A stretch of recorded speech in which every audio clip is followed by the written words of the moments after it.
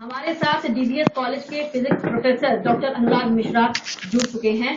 अनुराग जी, सबसे पहला सवाल यही है, क्योंकि एक आम आदमी आज रेडिएशन को नहीं समझ पाता। मोबाइल जरूर उसके हाथ में है, लेकिन इस रेडिएशन शब्द को वो नहीं समझता है। हालांकि पढ़ने वाले बच्चे जरूर समझते होंगे, लेकिन अगर हम कुछ आबादी की भी बात करें तो आज रेडिएशन शब्द को वो नहीं समझ पाता है। आप किस तरह से समझाएंगे? फोटो नहीं है। देखिए, रेडिएशन शब्द का जहाँ तक सवाल है, रेडिएशन शब्द तो हमें लगता है सारे लोग समझते हैं। हाँ। दिक्कत केवल ये है कि जो मोबाइल हम यूज करते हैं उसके रेडिएशन मिलते हैं। देखिए, एक्सरे सबको पता है, चाहे गांव का आदमी हो चाहे शहर का आदमी हो, एक्सरे खतरनाक है, लगभग सबको पता है।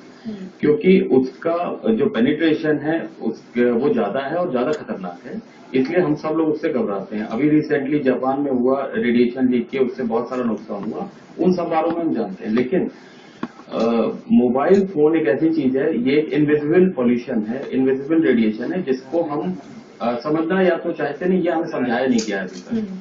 शहरों की जहां तक अभी तक हम बात सुन रहे थे आपसे, ये बिल्कुल सही है कि शहरीकरण के साथ इसकी रिक्वायरमेंट भी बढ़ी है, क्योंकि मोबाइल एक चीपेस्ट मोड ऑफ कम्युनिकेशन है आज की तारीख में।